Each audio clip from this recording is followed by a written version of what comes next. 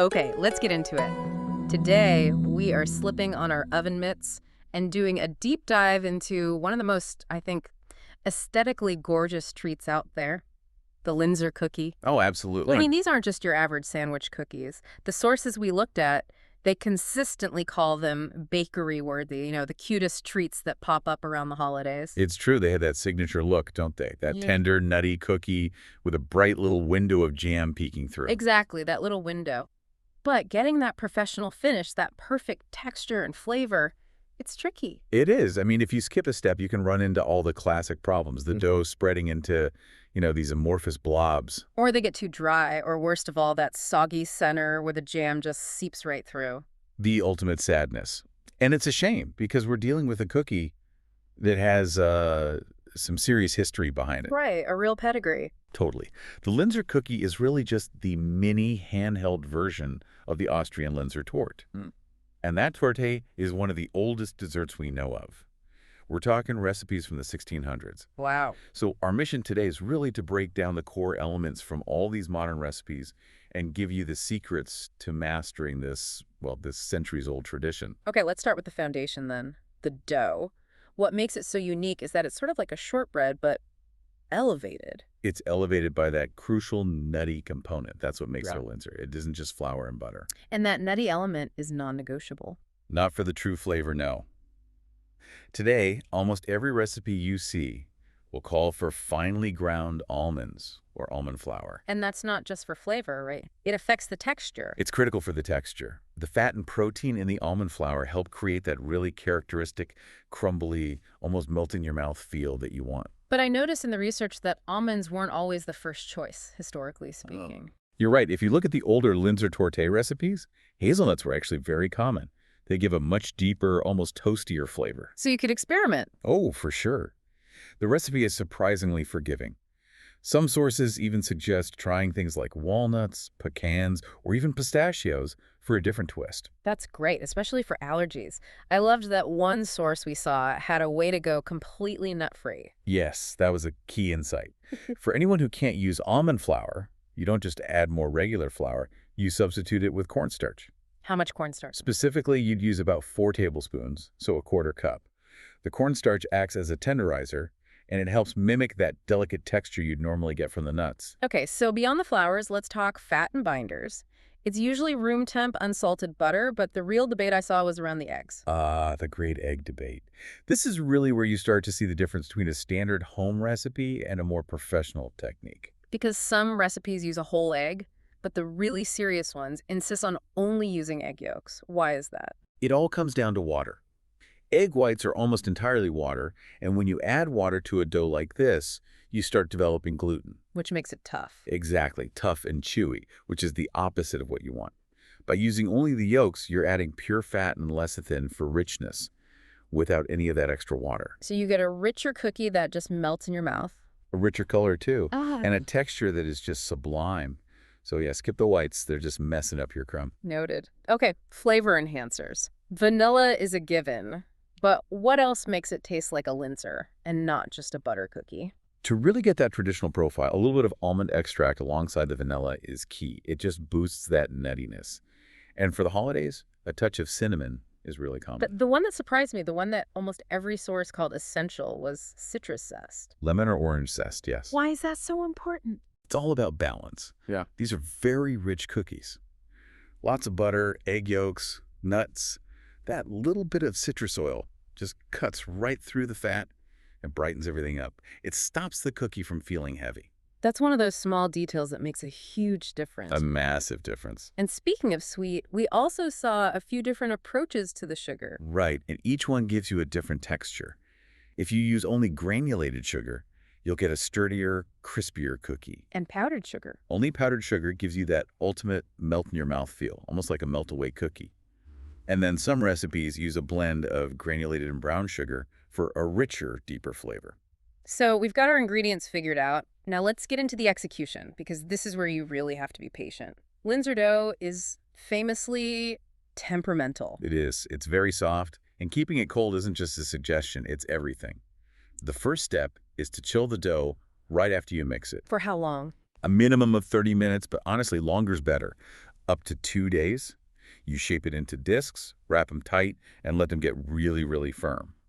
This lets the butter solidify so it doesn't melt the second you start working with it. Okay, so that first chill is pretty standard, but the pro tip that kept coming up was the double chill. The double chill's the secret. This is what gives you those bakery quality, super sharp edges. So explain that. After you roll and cut the shapes, you chill them again. Exactly. You place the raw cutout cookies on your baking sheet and put the whole tray back in the fridge or freezer for another 10 to 30 minutes. What's the science there? Is it just about the butter again? It's all about the butter. Just the act of rolling and cutting warms it up enough to make it soft. If you bake it right then, the edges will spread and soften before the structure sets. Ah. That second blast of cold ensures the butter is rock solid when it hits the oven, so the cookie holds its shape perfectly. No spreading. That is the difference maker right there. Okay, so when we're rolling the dough, what's the target thickness? All the sources agree on this. 1/8 of an inch. About 3 millimeters. That sounds very specific. It is, because it's a balance. Thick enough to hold the jam, but thin enough to still be delicate and elegant. Oh. Any thicker, and it just tastes like too much cookie. And if the dough is cracking as you roll it? It's too cold, just let it sit on the counter for 5 minutes. And if it's too sticky, well, that means it's too warm and it needs to go back in the fridge. You really have to listen to the dough. Okay, now for what I thought was the biggest aha moment. Baking. Why can't we just bake the tops and the bottoms on the same tray? Because they don't cook at the same rate. It's as simple as that. Oh. The tops, the cookies, with the window cut out, they have less dough, less mass, so they cook faster. So if you bake them together, one of Yeah. them is going to be off. Exactly. The tops will be perfectly golden or even starting to brown before the solid bottoms are fully baked. For example, at 350 degrees, your tops might be done in 9 minutes, but the bottoms need the full 12. 2 trays, 2 timers. Got it. And speaking of temperature, is 350 Fahrenheit the standard? I saw some variation. 350 is generally preferred because it gives you that perfect pale blonde tender cookie. Some recipes go higher, like 375, but you risk drying out the edges and getting a much crispier, darker cookie, which isn't really the traditional goal. Okay, so we've got our perfectly baked tops and bottoms. Now for the fun part, section 3, assembly. And it all starts with the jam. The centerpiece, yes. The modern tradition is overwhelmingly seedless raspberry jam.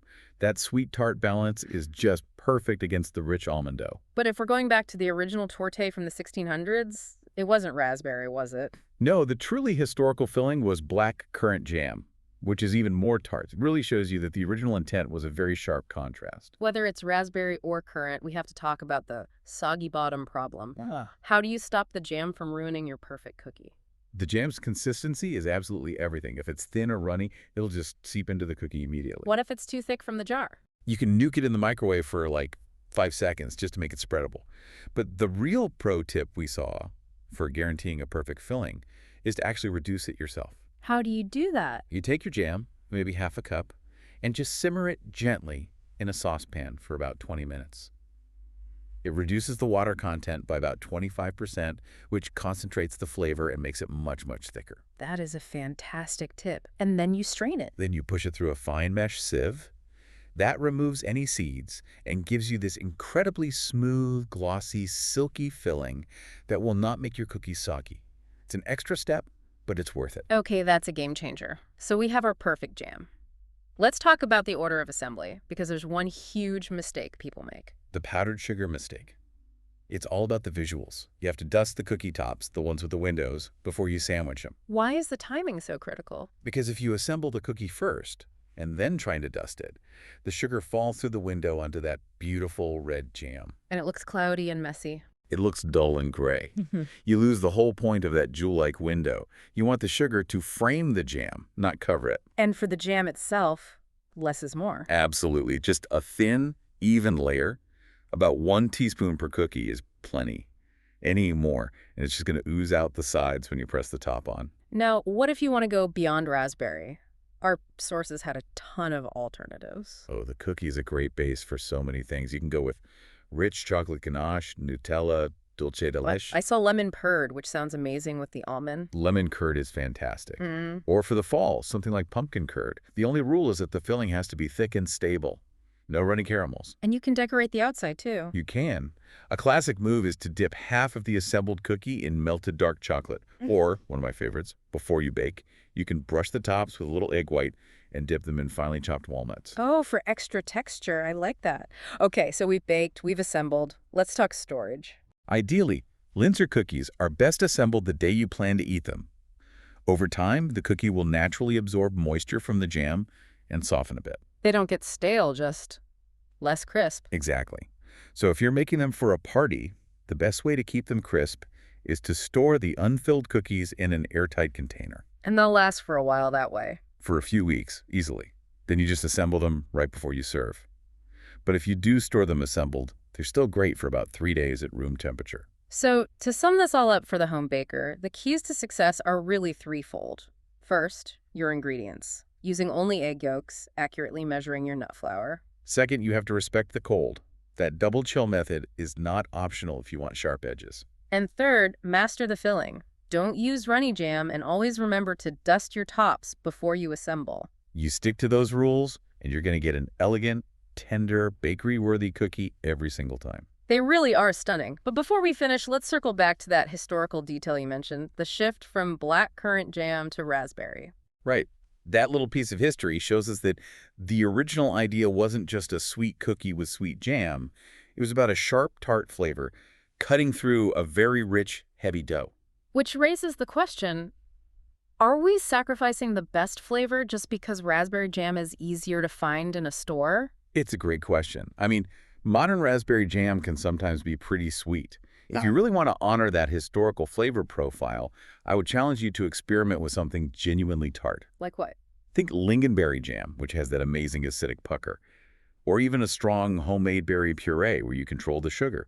The goal isn't just about a red color in the middle, it's about finding that perfect fight between the creamy almond fat and the bright fruit acid. I love that final challenge. Whether you stick with the classic raspberry or chase that historical tartness, you now have all the tools you need to make a perfect Linzer cookie. So get baking.